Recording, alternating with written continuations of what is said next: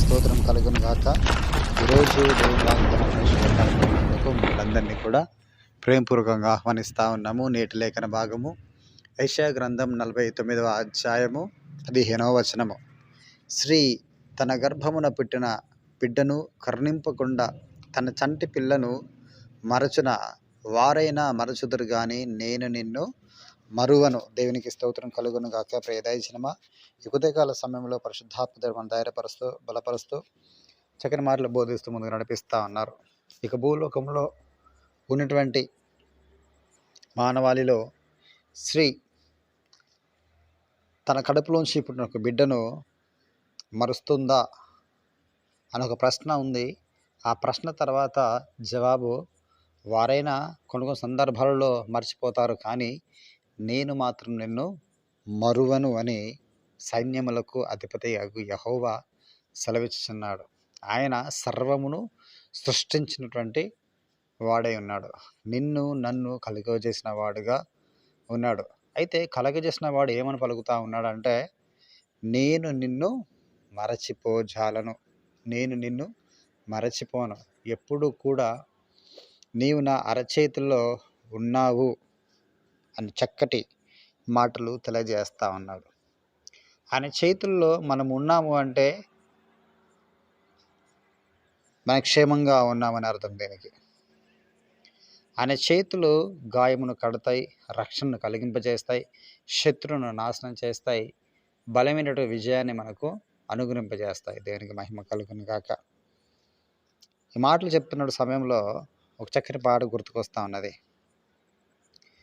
తల్లి అయిన మరచునేమో నేను నిన్ను మరువను, చూడము నా అరచేతులలో నిన్ను చెక్కియున్నాను,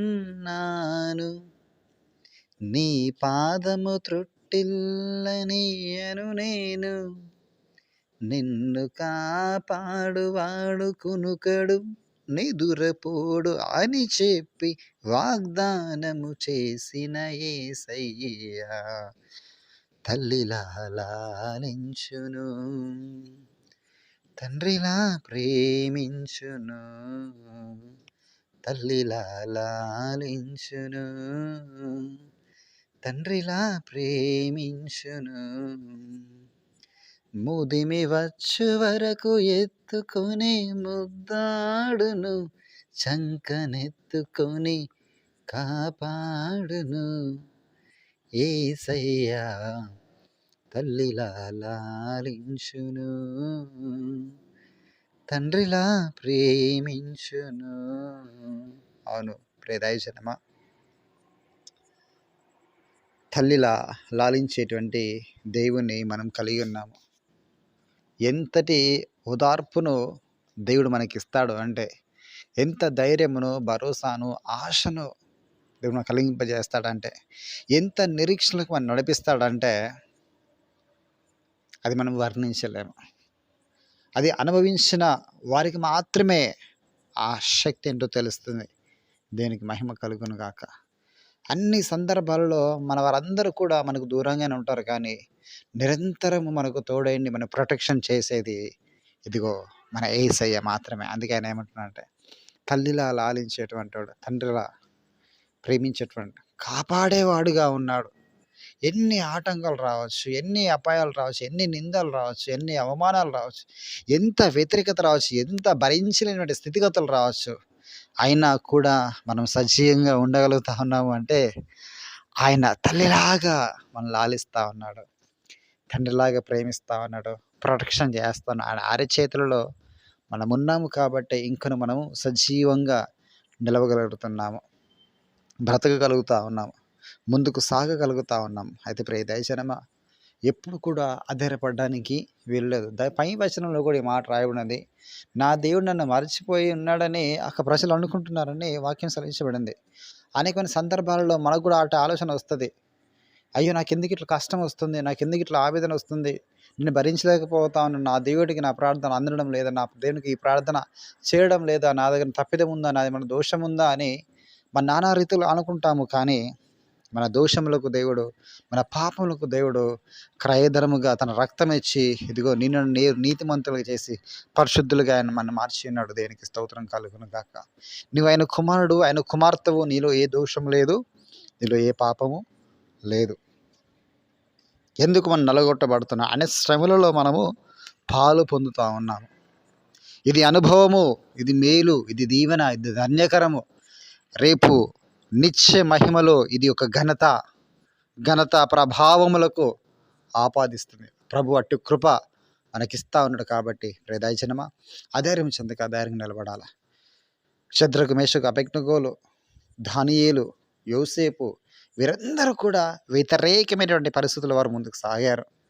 మరణపటంచుల్లో వారు ఉన్నారు. కానీ దేవుడు ఆ శ్రమల్లో వారికి తోడై ఉండి వారిని లాలించి వారి అరచేతుల్లో ప్రభు వారిని చెక్కుకొని కాపాడి భద్రపరిచి సింహాసనం ఎక్కించడం జరిగింది. సకల ప్రజలకు దీవెనకరముగా, ఆశీర్వాద కారణంగా, ప్రభువుకి ఇష్టమైనటువంటి విశ్వాస వీరులుగా, యోధులుగా ప్రభు ప్రపంచమునకు వారిని కనపరిచాడు. దేనికి మహిమ కలుగును గాక. ఈరోజు నీ కుటుంబంలో కూడా, మన వ్యక్తిగత జీవితాల్లో కూడా అట్టి స్థితులు కూడా మనం అనుభవించినట్లయితే, ఇదిగో ప్రభు నిన్ను నన్ను కూడా నిశ్చయముగా సకల ప్రజలకు, సకల జనములకు ఆశీర్వాద కారణంగా నిలబెట్టబోతా ఉన్నాడు.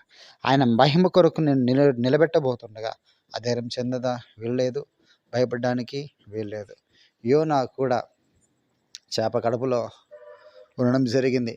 ఆ అగాధంలోను చెల్లి మనస్ఫూర్తిగా ఆయనపై ప్రాధాయపడి ప్రార్థన చేసినప్పుడు ఆ అగాధంలో నుంచి ప్రభు యోనాని విడిపించి ఒడ్డున పడేసిన రీతిగా, తన కొరకు గొప్ప ప్రవక్తగా నిలబెట్టిన రీతిగా, యేసు క్రీస్తు ప్రభు యొక్క పోలికగా చెప్పుకున్న రీతిగా ప్రభు నీ జీవితాన్ని కూడా స్థిరపరచునుగాక.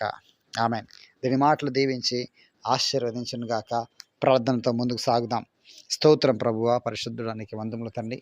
అయ్యా ఉదయకాల సమయంతో సూటిగా స్పష్టంగా మాతో మాట్లాడవు ప్రభు. నీకు స్తుతులు స్తోత్రం తెలియజేసిన ప్రభు. అవునయ్యా, ఈ లోకల్ ఎన్నో కష్టాలు వస్తాయి, నిందలు వస్తాయి, అవమానాలు వస్తాయి, వ్యతిరేకతలు వస్తాయి. కానీ ప్రభువ అదంతా కూడా ప్రభువ నీతో పాలివారగమడం, అది మాకు నిత్య మహిమ కొరకని ప్రభువ, మాకు ఆశీర్వాదం కొరకు, మాకు అభివృద్ధి కొరకు నా తండ్రి.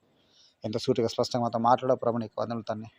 అవునయ్యా, మాకు ఎంత కష్టం వచ్చినా, ఎంత వ్యతిరేకత వచ్చిన, నింద వచ్చిన, అవమానం వచ్చినా కూడా నా తండ్రి, మేము దాని నుంచి గట్టిన అవుతా ఉన్నాము అంటే, దాని నుంచి మేము బయట పడతా ఉన్నామంటే ప్రభువ నిశ్చయంగా మేము నీకు కాపుదలలో భద్రపరిచి ఉన్నామని ఇది ప్రభువ నేను మాకు తెలియజేయడిందయ్యా. నీకు వందనం తెలుస్తాం.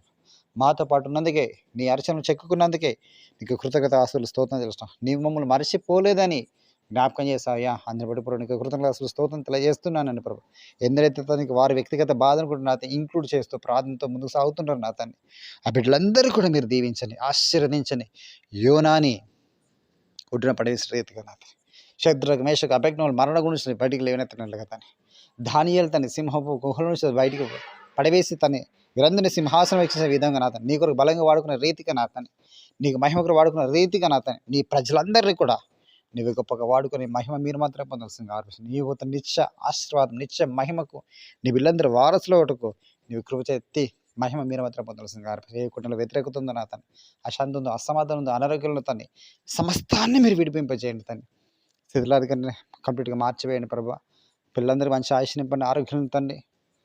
నీకు వాడు ప్రభుత్వాన్ని హాస్పిటల్ తండ్రి బాగు చేసే ప్రభు నీకు స్తోత్రం ప్రభా.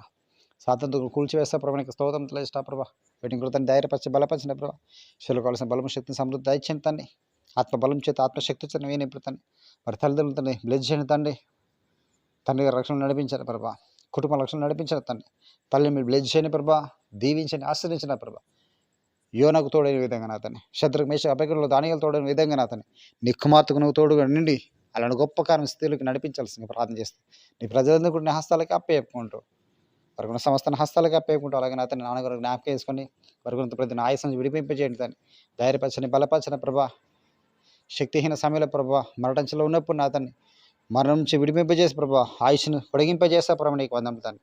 ఇంకొంత ఆయుష్ను పొడిగింపజేయని ప్రభా. నీకు రక్షణ కూర్చోకు సహాయం తెచ్చేసి, నీ కృపల వర్ధులకు సహాయం తెచ్చేసి, నీకు ముద్దను వేయవలసింది ప్రార్థన చేస్తూ, ఈ ఉదయకాల సమయంలో కూడా అతన్ని మంచి సాకి మీకు ఇంటికి సహాయం తెచ్చేసి ప్రార్థన చేస్తూ, ఈ ప్రజలందరినీ హస్తాలకు అప్పచెప్పుకుంటూ యేసుక్రీస్తు వారి పేరిట అడిగి వేడుకుంటున్నాము పరమ తండ్రి. Amen, amen, amen. God bless you. అందరూ కూడా దీవించి ఆశీర్వదించను గాక.